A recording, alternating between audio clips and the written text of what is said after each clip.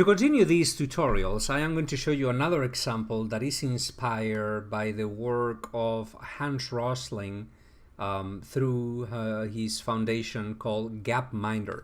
Now, for those of you who have never heard of Hans Rosling, Hans Rosling was a professor of global health in Sweden who became extremely famous back in 2006 after he gave an outstanding presentation at the TED Talks, which you can see in the Gapminder's website. That's gapminder.org video section. The lecture that made Hans Rosling famous is this one over here on the right hand side, TED 2006. It's a completely incredible, beautifully done presentation based on data. Rosling, who passed away unfortunately a month or two ago, if I remember well, was a true master in data visualization, and in my opinion, one of the most inspirational figures in the history of data visualization and infographics. So please, devote some time to see some of the videos. Consider donating to the Gapminder Foundation, which is still run by Rosling's son, Ola Rosling, and his wife, I believe. It's a wonderful, wonderful initiative. Well, Gapminder, one of the things that Rosling did in his presentations was to display data using a tool called Gapminder World. This is the tool over here. You can play with it. It's a tool that lets you compare different kinds of variables that come from organizations like the World Bank and the United Nations. So for instance, what we have on the screen right now is a scatter plot that lets you compare the income in 2015, the income per person, or the GDP per capita per person in this case, from $500 up to $128,000. And on the vertical axis, you have the life expectancy in years.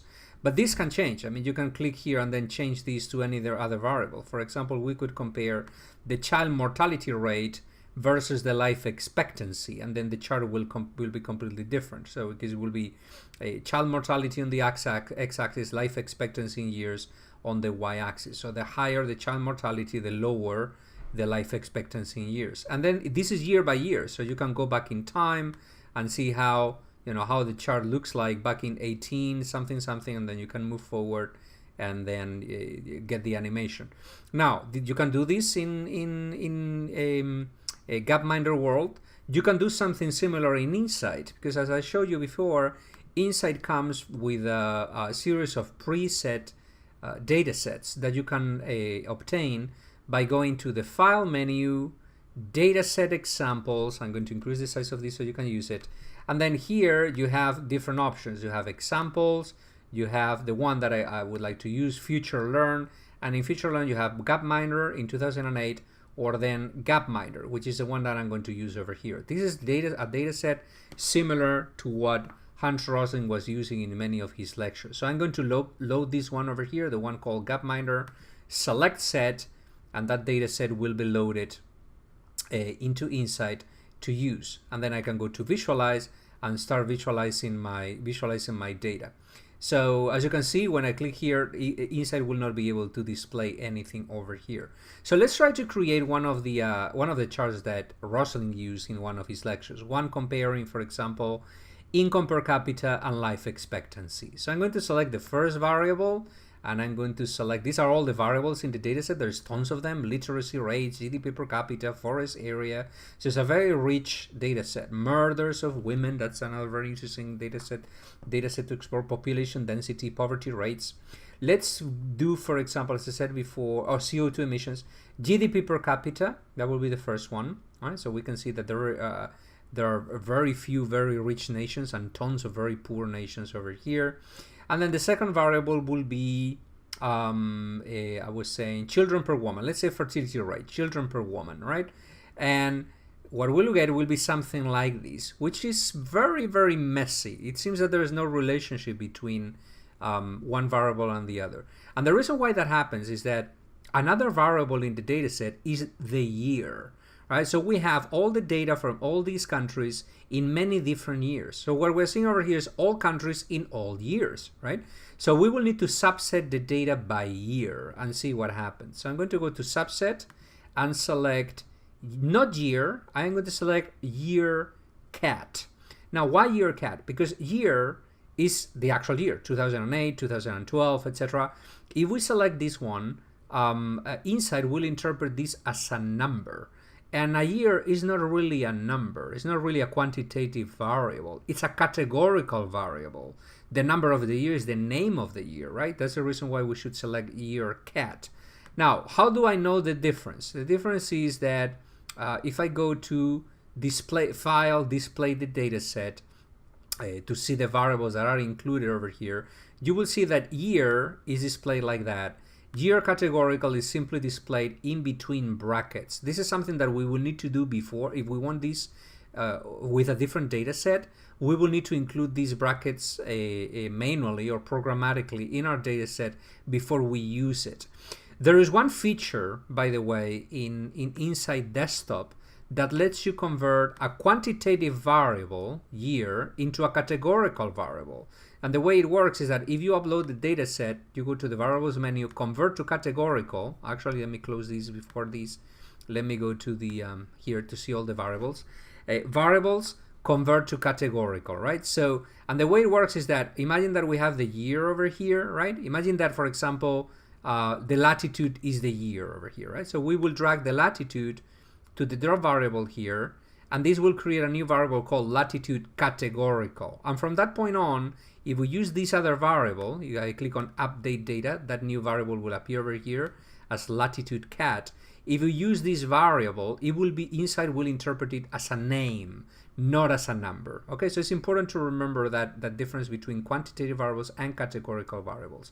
The one that we want to use to subset the data is a categorical one. So I'm going to select year categorical, and this is going to create like tons of different scatter plots. Now we can animate these. So I can go to 1, and that will be 1952. We have no data for that year. 2 will be 1956, no data. 3, 1960, and we start having data over here. We will see that GDP per capita in all countries in the world tends to be really low, and children per woman tends to be a little bit all over the place. If I go to farther ahead, in 1968 or 1970 something, we can see that, you know, countries start going up and they start going backwards. That means that GDP per capita adjusted by inflation goes up, and the fertility rate goes down. If I go further in time, there you see, you will see that if I go to, for example, 2012, well, there's no data for 2012 in this data set. The most current one is 2008. You see that most countries are clustered over here, meaning low fertility rates and relatively high GDP per capita, right? We can also animate these. So I can go to number 1, click on play, and that will show me an animation. Although it doesn't load very well. Oh, there you go. It loads now, right? So we can get that animation over here, and we can export each one of these charts as a PDF to be able to recreate that animation later on. But Rosling did something else in his Gapminder. He also colored the bubbles by region of the world, and he also resized the bubbles according to population. That is something that we can easily do in Insight as well. So I'm going to go to the latest year, which is 2008, right? That will be position number 15. I'm going to go to the add to plot menu, customize plot appearance, and first of all I'm going to go to the point color section over here. I'm going to first color the interior, right, because I want these circles to be colored by gray, and then I'm going to color by, okay, color by region geographical. I can also color by continent. Okay, let's color by continent. So I'm going to color by continent, and this is Africa, Asia, Central South America, Europe, North America, and Oceania. As you can see, right, we have these color over here, so we can see that the poorest nations and the ones with the highest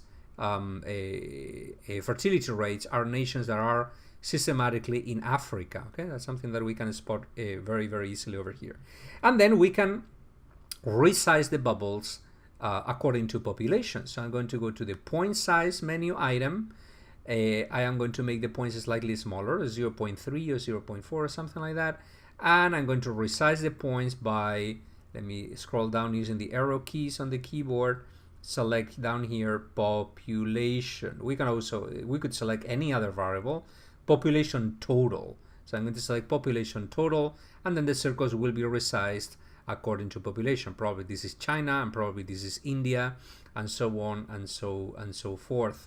Now the circles will overlap quite a lot. So if I export this as a PDF and save the plot and open the plot, you will see that there will be a lot of overlap between the circles. Okay, There you go, tons of overlap. Fortunately, there is one way, or there should be a way, to change the transparency. If we go to the point color section, there's a transparency value over here. We can increase that transparency to 42% or 50%. So all the bubbles will become semi-transparent, so we can see through them, right? Or even more than that. And then we can export the plot again, save the plot again, and I'm going to open it up again in Acrobat. And now we can see the circles a little bit clearer, right? So this is how to play with the. I'm going to go back to Celer variables. I would encourage you to just play around with this data. It's a very rich data set. It's not up to date, as I showed you before. It's like up to 2008, but it lets you compare, for example, GDP per capita to CO2 emissions, which is another very interesting plot. You can see that there are a few outliers over here that are quite interesting. All right, C emissions. There should be some sort. I don't know if they have CO2 emissions per capita. Probably not. All right, but we have suicide rates, poverty rates, medical doctors. Okay, the medical doctors. I have never tried that one. It could be, for example, medical doctors per. It could be a rate. Medical doctors per 100,000 people, or something like that. You can see that the data here is pretty sparse, because the data is not complete for all countries in all years, unfortunately. Right? So any data set that you can download from the World Bank or the United Nations, as you can see, can be easily visualized and explored using Insight.